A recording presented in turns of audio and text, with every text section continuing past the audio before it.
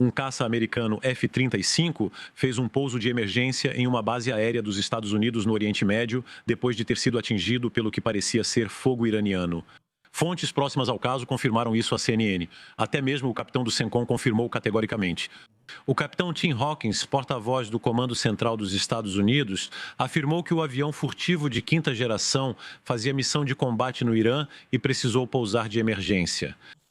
O capitão afirmou que pousou sem problemas e que o piloto está estável. Este foi o primeiro comentário. Xavier Titelman, como um grande especialista em aviação, como podemos entender o que aconteceu?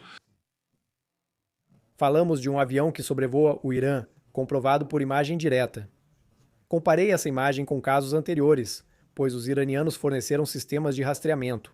Basicamente, são câmeras, chamadas eletroópticas e infravermelhas, que são capazes de seguir alvos aéreos. Os iranianos já haviam fornecido isso aos Houthis, que já compartilhavam imagens, mostrando que eles conseguiram captar, com essa câmera infravermelha, o F-35 voando.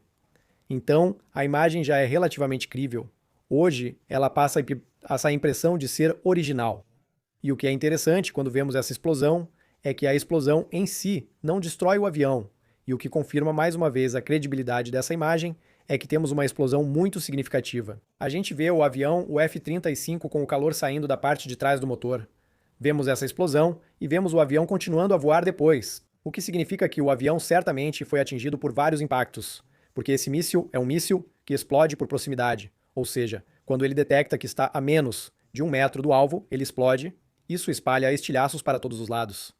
Eles tiveram sorte. O avião não foi destruído. O piloto certamente ficou ferido por causa dessas centenas de estilhaços que voaram para todos os lados.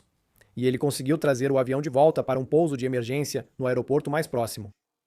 Se confirmada, será a primeira vez desde o início da guerra, no fim de fevereiro, que um avião americano é atingido por tiros inimigos sobre o território iraniano.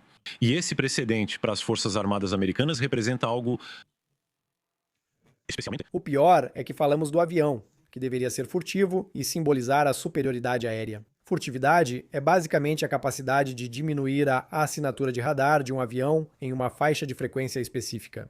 Mas há outros sistemas, e os iranianos, com a ajuda especial dos chineses, conseguiram fazer rastreamento visual. E quando os americanos sobrevoam áreas que não estão totalmente controladas, nas quais, claro, os radares são visíveis, os radares, então, os americanos podem destruí-los. Mas quando é uma câmera infravermelha, ela é totalmente invisível. E nenhum avião no mundo é discreto em relação ao calor que emite. E então, quando emitimos calor, podemos ser detectados. E quando podemos ser detectados? Visualmente, pode-se lançar mísseis. É isso que faz, por exemplo, o Rafale, com o que chamamos de IRST. É um sistema infravermelho que trava em alvos e permite lançar mísseis sem usar o radar. Certamente foi isso que também atingiu o F-35 hoje e, portanto, obviamente isso é uma decepção também para a reputação da aeronave. Vamos lá, vamos virar o nosso.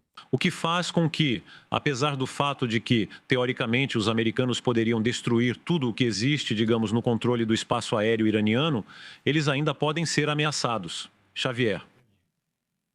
Então, a verdadeira questão é: que tipo de míssil atingiu hoje o F-35A? O princípio não é um sistema pesado muito imponente, tal como foram destruídos, na realidade, porque eles foram detectados e destruídos quase totalmente. Aqui, certamente estamos falando de um equipamento que é muito menor. Talvez seja um míssil lançado do ombro, mas não sabemos a altitude do avião. E o que mais me surpreende nesse vídeo é como é que o próprio avião não ativa um sistema de autoproteção. Normalmente, um avião, quando detecta um disparo, só com os sensores de calor do F-35, ele deveria ser capaz de ver que há um míssil vindo em sua direção.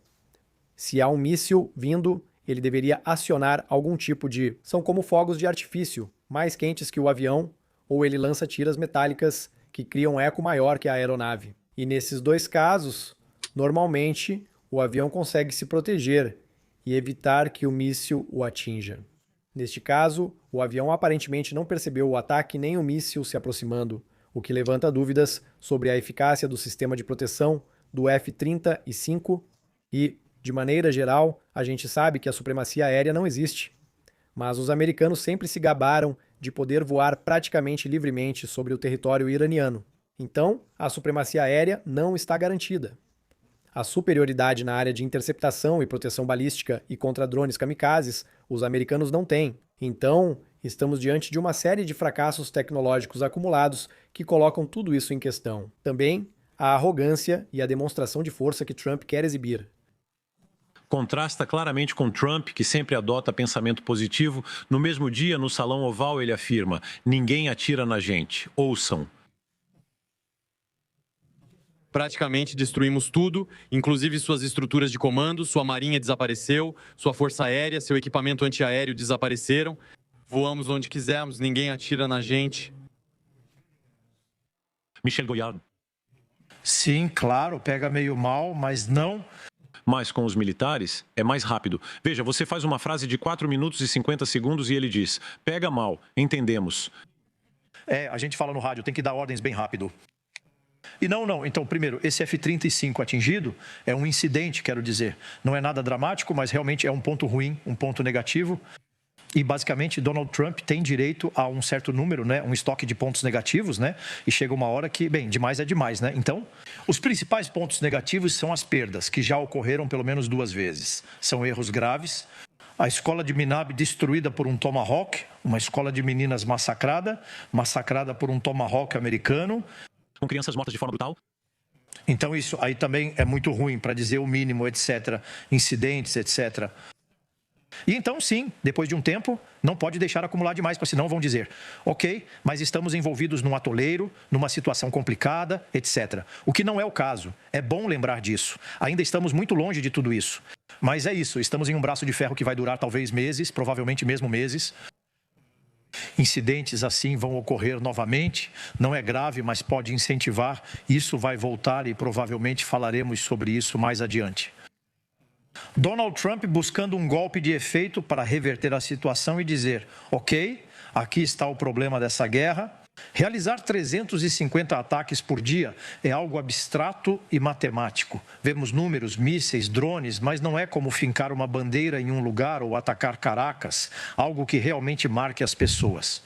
Como você falou de crédito, há um sistema de pontos em que Trump não pode perder muitos. O problema pode ser a entrada da Arábia Saudita na guerra, se ocorrer. Por enquanto, talvez seja só uma demonstração de força. Mas a maior potência econômica da região e principalmente potência militar também.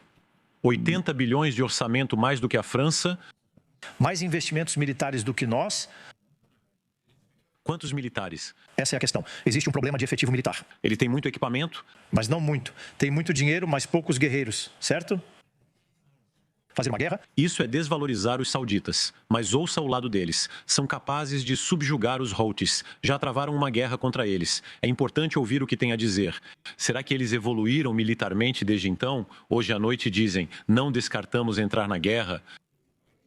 Como deixamos claro, reservamos o direito de empreender ações militares se isso for necessário. Se chegar o momento, a liderança do reino... E quando chegar o momento, os líderes do reino tomarão a decisão necessária. Não hesitaremos em proteger nosso país e nossos recursos econômicos. Aqui está o anúncio do ministro das Relações Exteriores, Saúde. Veja também este clipe produzido, pois talvez não tenham grandes guerreiros. Não sou juiz, mas em todo caso, eles têm um escritório de comunicação que deve estar funcionando a todo vapor, como de costume. E este é o clipe que foi produzido hoje para mostrar que a Arábia Saudita está pronta para mostrar sua força. É um exército que aprendeu algo com seus erros em 2 pontos. Em 2019, houve um ataque de drones iranianos baratos contra instalações da Aramco, a gigante petrolífera saudita. Deveríamos ter aprendido sobre drones de baixo custo antes, só fomos perceber com a Ucrânia. O segundo foco de investimento deles foi na defesa aérea, com destaque para os sistemas THAAD e Patriot dos Estados Unidos. Eles possuem um dos sistemas de defesa aérea mais robustos da região. Porém, seu ponto fraco é o exército de massa, com mais de 1.500 tanques e centenas de peças de artilharia. Mas, em relação aos mísseis balísticos, por exemplo, eles estão muito atrás do Irã. Se houvesse guerra contra o Irã, eles não conseguiriam atacar em profundidade. Apesar de terem 400 aviões de combate, o problema é a quantidade e a inexperiência dos pilotos. A guerra contra os Houthis poderia ser motivo de zombaria, mas também enfrentamos dificuldades em guerras assimétricas, como americanos e franceses. A força aérea deles é inexperiente.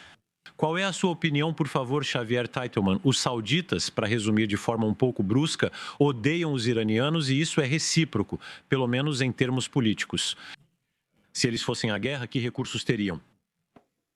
Eles poderiam quase dobrar o poder militar na região, muito claramente porque eles, de fato, têm F-15, têm Eurofighters, têm Tornados, então tudo isso soma mais de 350 aeronaves operacionais.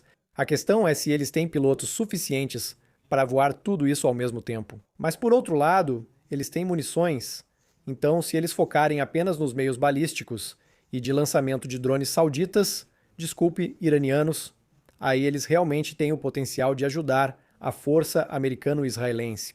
Mas a questão política é se vão se alinhar com israelenses contra iranianos, o que é problemático. Militarmente, mostraram mais incapacidade de gerenciar, mesmo operações simples, incluindo simples missões de bombardeio no território Houthi.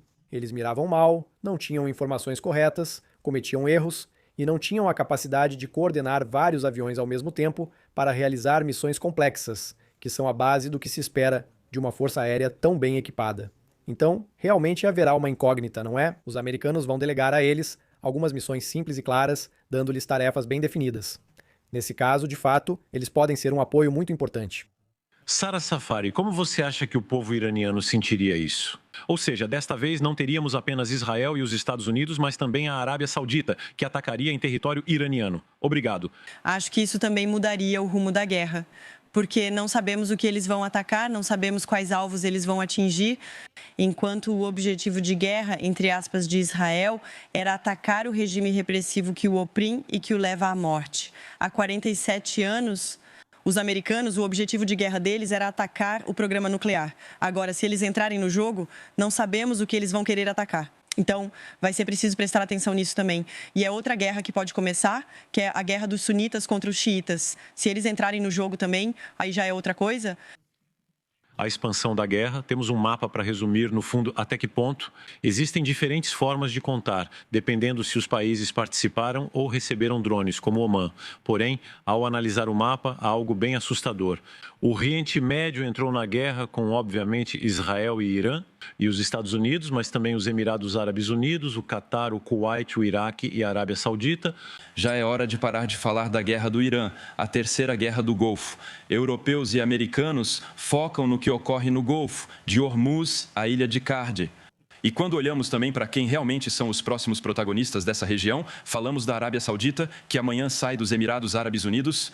Será que pelo menos vão congelar os bilhões de ativos iranianos no país? Ou, com sua poderosa força aérea, também vão aumentar o tom? Aí, na minha opinião, já não estamos mais apenas numa guerra israelo-americana contra o Irã. Quando a França finalmente começar a se questionar sobre o reforço das nossas bases para evitar mais uma morte amanhã, a gente vê qual é o futuro desse conflito.